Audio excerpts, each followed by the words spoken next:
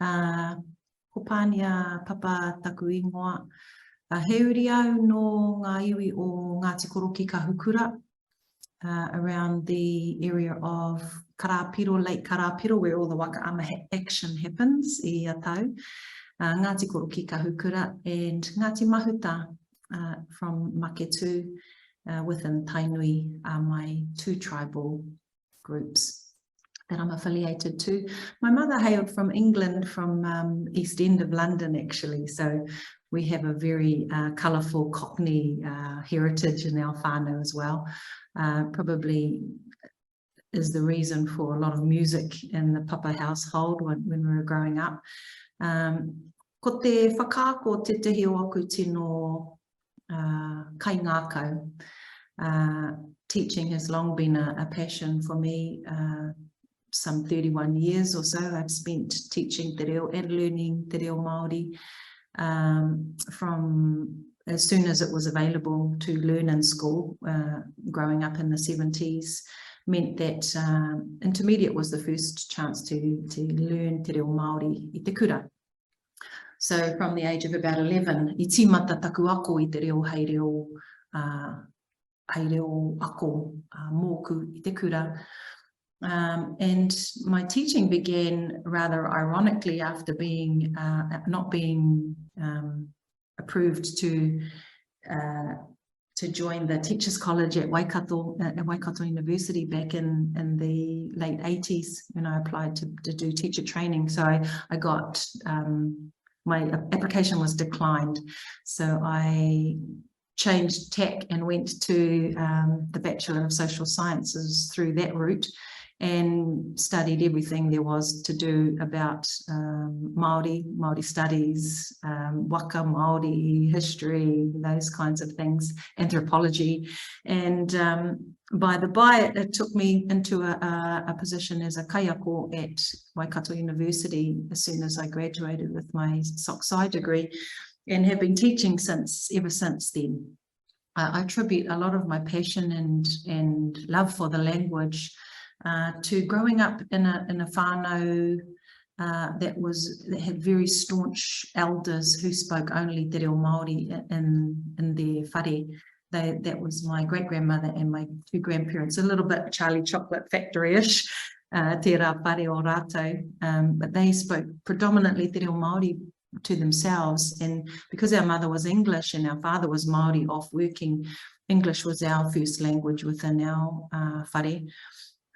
So I'm a product of the whole te reo Māori movement, I think, having been born in 1970, right around the time when the petition was, they were starting to get signatures together for the petition.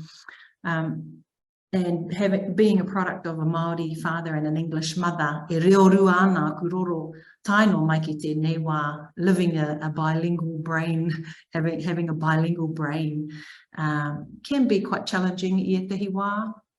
But I'm thankful for the opportunity today to just speak organically really about some of my experiences and some of the things in terms of te reo Māori, e whai ana mātou me ngā hoa whakaako I roto I te ao o te reo Māori, and some of the things that we're learning as we go about how we could be doing this revitalization, these activities better, more effectively, more efficiently, more culturally appropriate.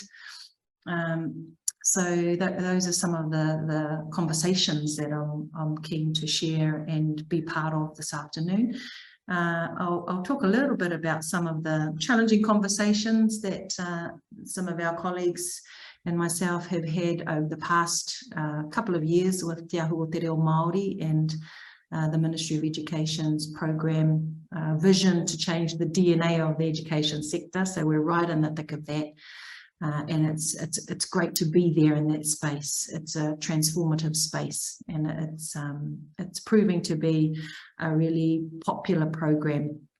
So my company, Takatu Associates Limited, has we're the providers in the tāmaki in the Te Whanganui Atara areas for Te Ahu o Te Reo Māori.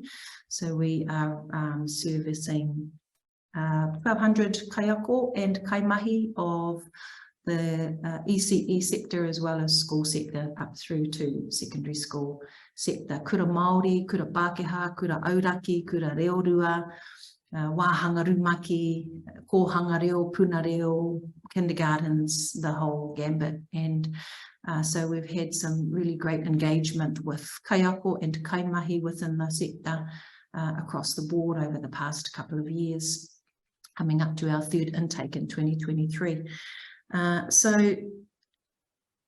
With 31 years of teaching in Te Reo Māori, e te tiro anau ki tā tātou kaupapa ki te tino rangatiratanga and mana motuhake. And coming from Tainui background, mana motuhake and tino rangatiratanga are terms that are used in great depth with a lot of perception within our tribal areas with the Kingitanga movement and everything that goes with that.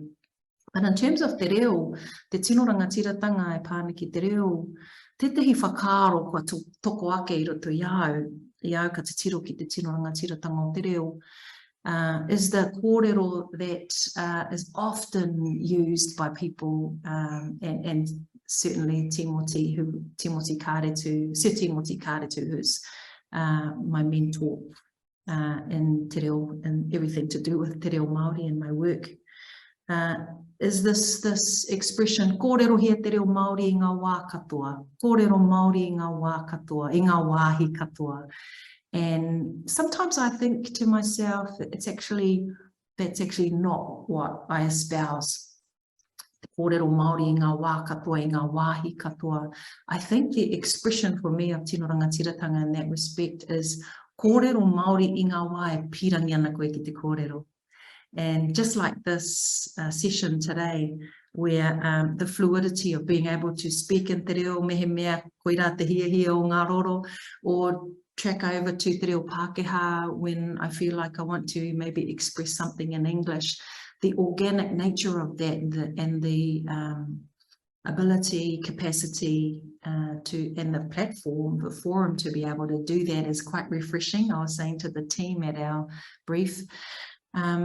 So kōrero Māori I ngā wā e pirangi ana te tangata ki te kōrero, which means for me, in order to be able to choose when you use te reo Māori in your everyday life, you have to have a certain level of capacity, of knowledge of how to use it whenever you want to use it. And so in taking away from that prescription of you have to use it all the time and you have to use it everywhere in order for it to be a living language, although I do agree that more use is really what we're all after in the space, in the te reo Māori space. Kei te hia tātou, kia horapa te reo, kia Māori te reo, kia Māori noa te rere o te reo, kia tika te reo, kia rere te reo, kia Māori te reo. Those three tenets are quite key in all of the work in te reo that myself and my colleagues do on a daily basis. So I think about some of our whakatauki that are guiding us. E arahi nāna tātou e ngā whakatauki, ngā mea ti moti tonu, a wharehuia tonu, e titi tonu nei ki te hine ngaro, ki te whatu manawa, tōku reo tōku oho. So in that whakatauki, which you all surely know very well, it talks about te reo as a taonga, tōku oho, tōku taku taonga. And so in it being a taonga, and I think that was a very clever strategy used by whoever brought that into play, that moving the reo from just a language to a taonga so that it could be protected in all things to do with treaty. Has brought it to the fore now in kaupapa here and policies and programs like Te Ahua Te Reo Māori, which is now throughout the whole country as an option, as a professional learning development option for all education workforce, which I think is pretty awesome. Given the fact that sometimes when things are prescribed, people perceive them in a different way.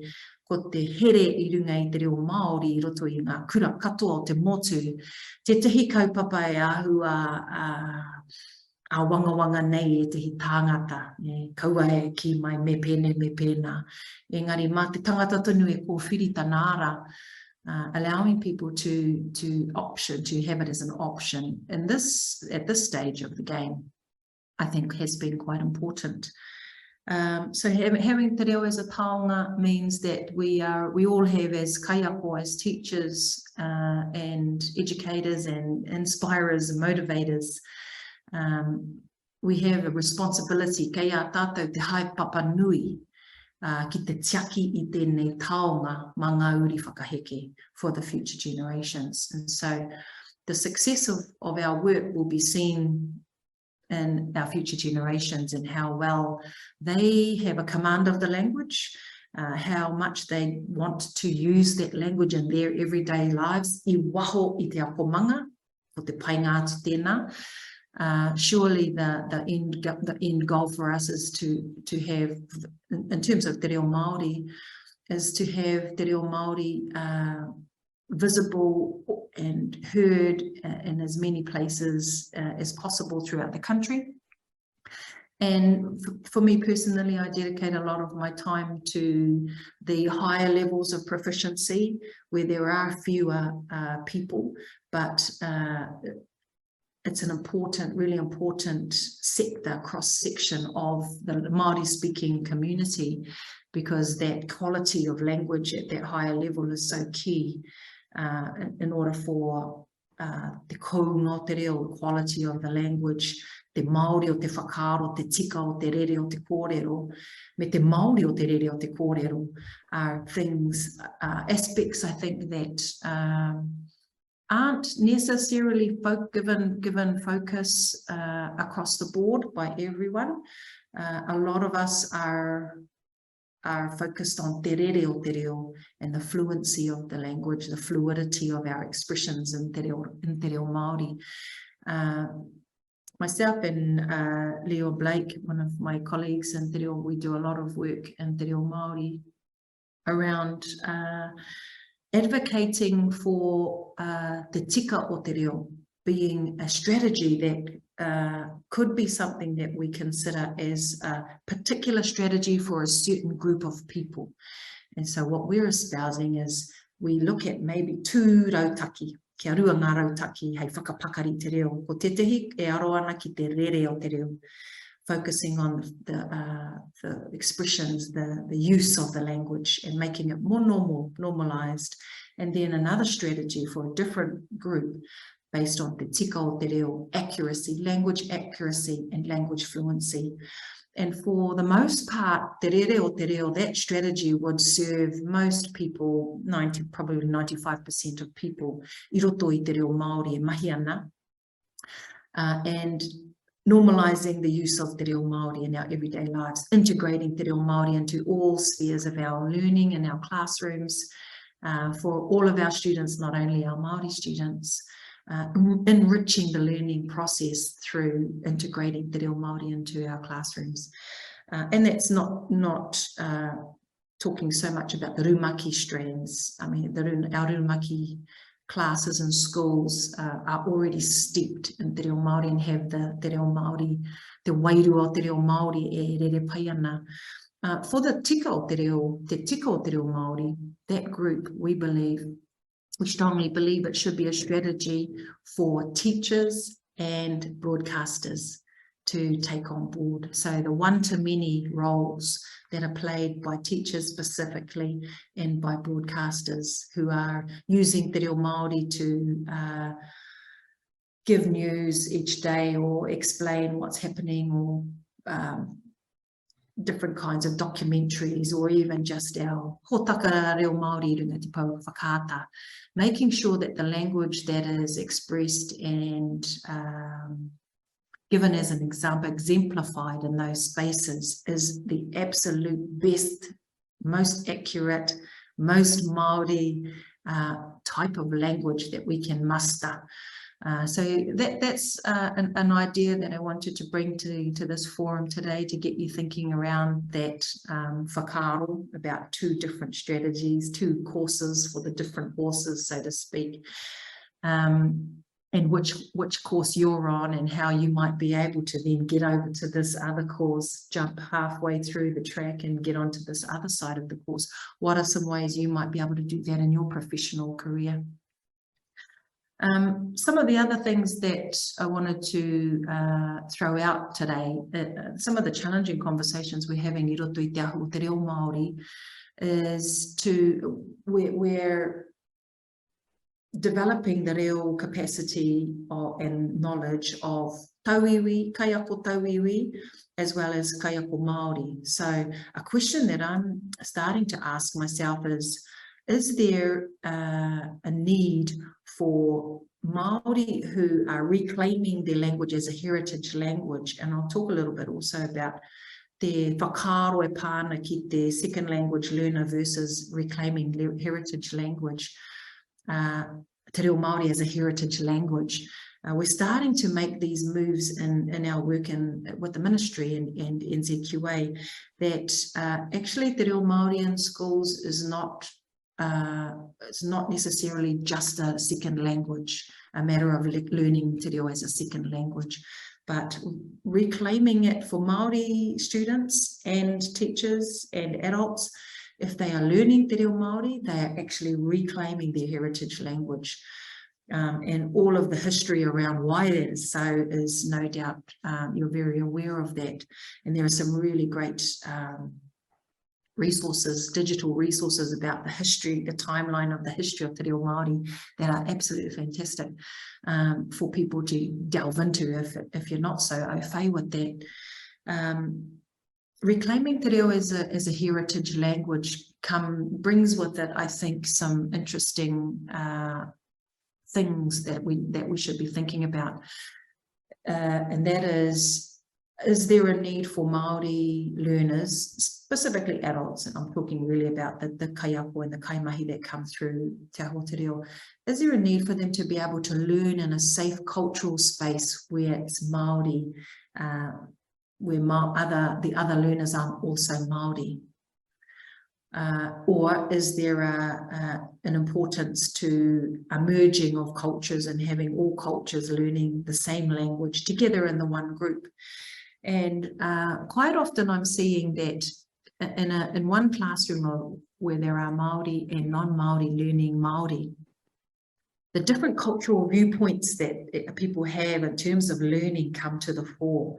Māori, generally speaking, will sit towards the back, will be very reluctant to ask a lot of questions, will have a level of respect perhaps that means they won't come forward and put their viewpoints forward as readily perhaps as a tauiwi person. And so I'm seeing these differences coming through in the types of students and participants coming into our programs. And I'm thinking, you know, I think that there is there would be benefit in that, in offering some PD programs for Māori, by Māori, for Māori, where Māori can reclaim their heritage language in a safe, wairua, safe space, culturally safe space, spiritually. And so that's something I also wanted to let you know, that, you know, these kinds of whakaaro are swirling around in the minds of some of us who breathe, eat and sleep te reo Māori daily. And the other thing was thinking about things like mātāpono principles that we no doubt have in all of our classroom settings, things like tuakana teina and things like Mr. and Mrs. and titles in front of teachers' names, and whether that's a culturally appropriate way for Māori children to be referring to people who are in a role that are caregiving kind of a role, or an educating kind of a role.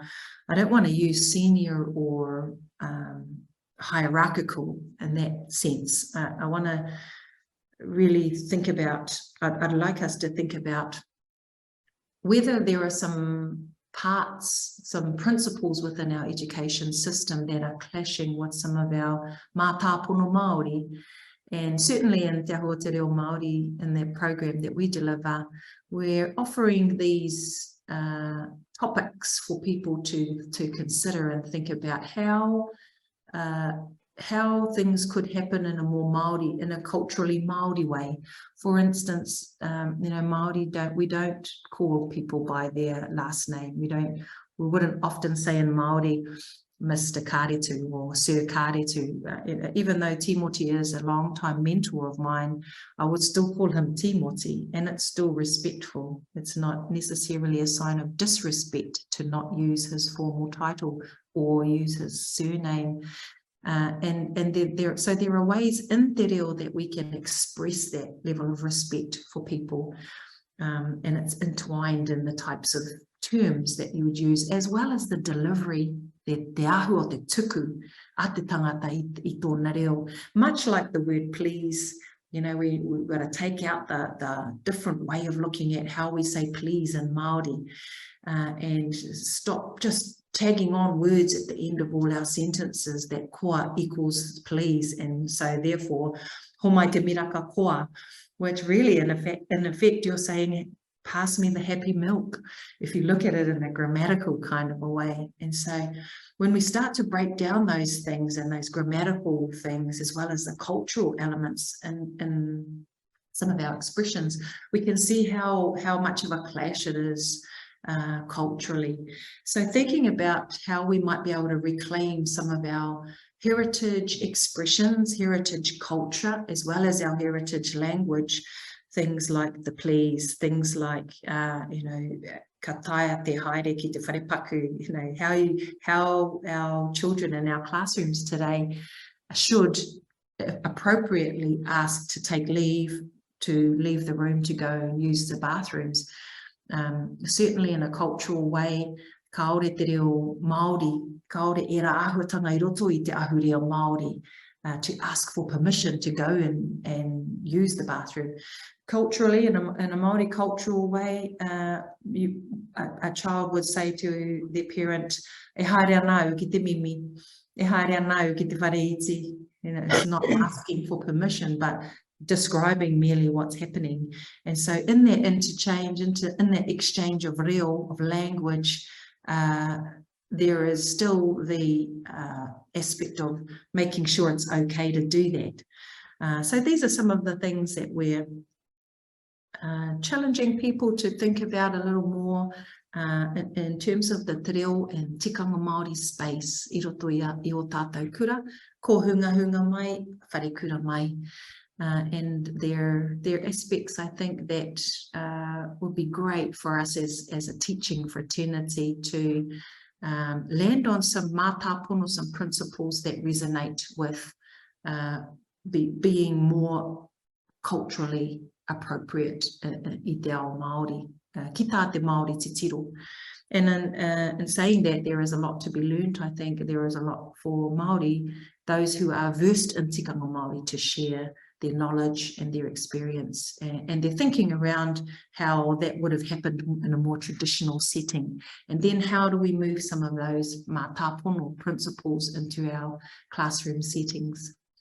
So I think I've talked a little bit, probably too much about those things, but I wanted to make sure there was space for people to ask any questions that you might have of me.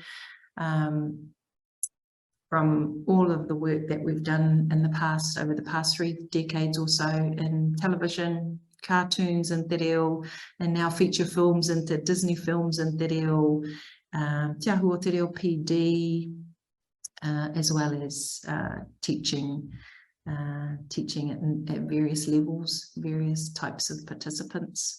Nō reira, e rauranga tirama, e tukuna ana te rākau ki e te he o koutou, kia tukuna mai a koutou pātai, mehe mea he pātai whai ti tāu.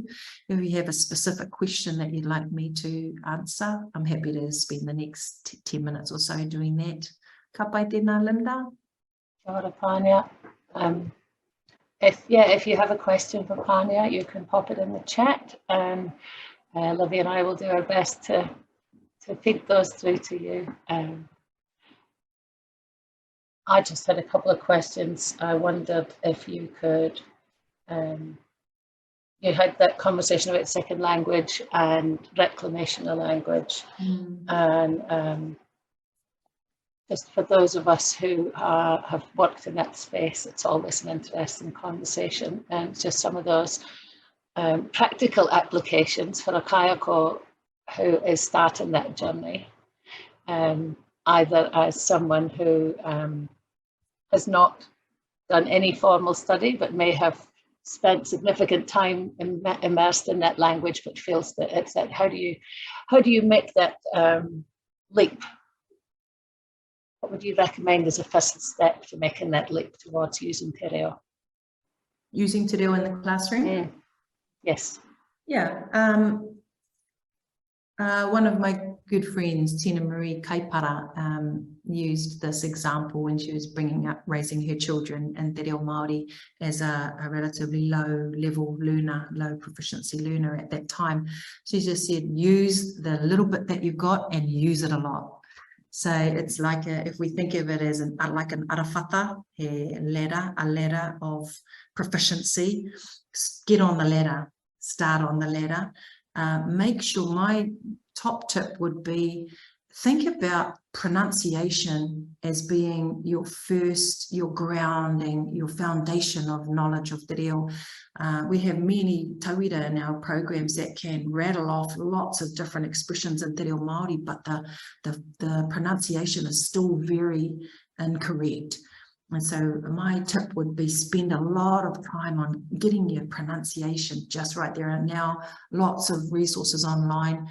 The Rongo app is there to help people to correct their pronunciation on their phone. So there really is no excuse for not having correct pronunciation today.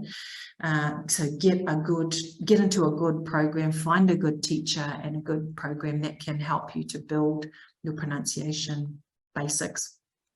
And then you're just going to go from strength to strength from there, building into your classroom language practices. Every single thing that you learn, just take it straight into your classroom. Livy, Livy, did you have any? Oh,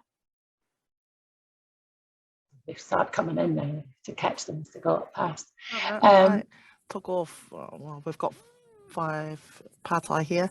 There's quite a few pātai about Māori courses online. Pihau whakaro, because they're wondering what's best, what would be good.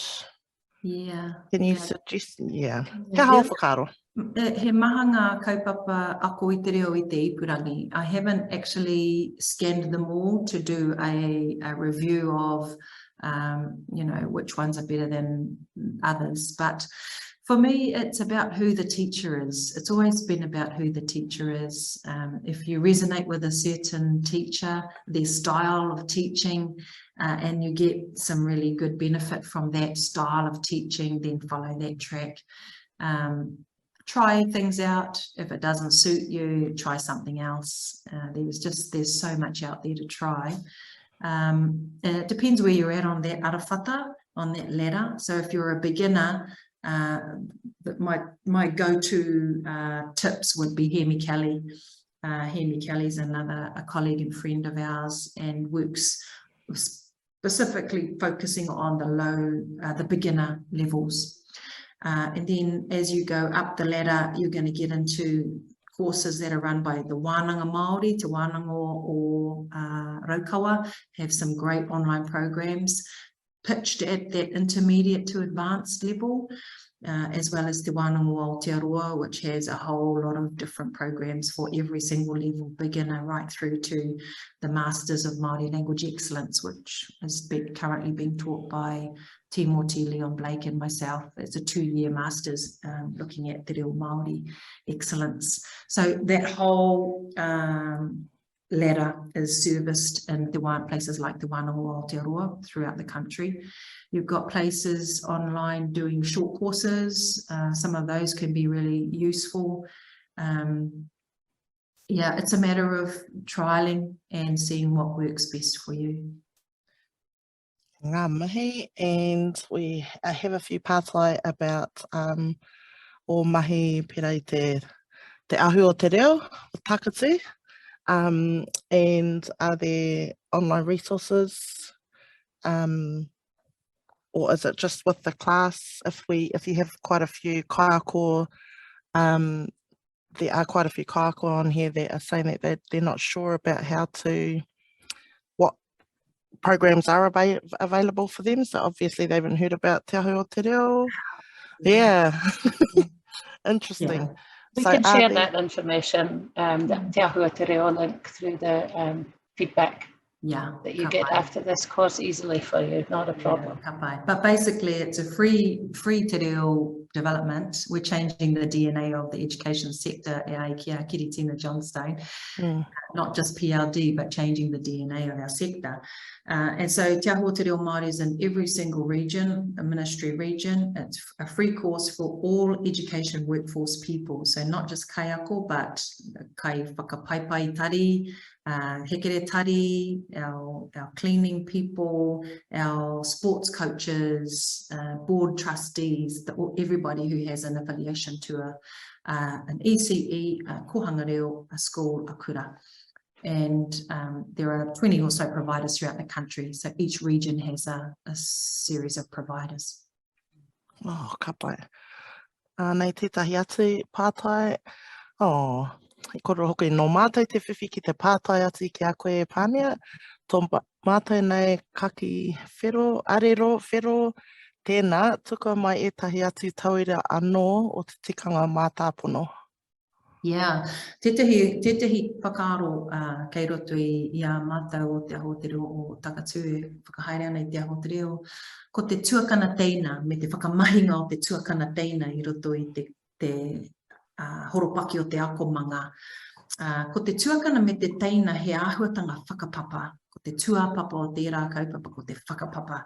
Nō reira, tuakana and teina use in our classroom settings for maybe students who have come into a class earlier than others, so like a mentoring type role, actually doesn't translate as accurately.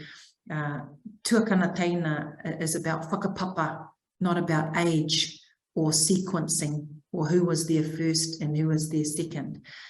So thinking around whakapapa terms like tuahine, tungane, tuakana teina, and how those should be used more appropriately in our classroom settings.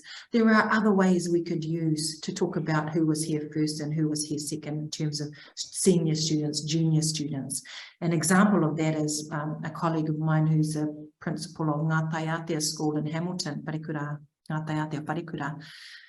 They're about to change the way they name their senior school, junior school.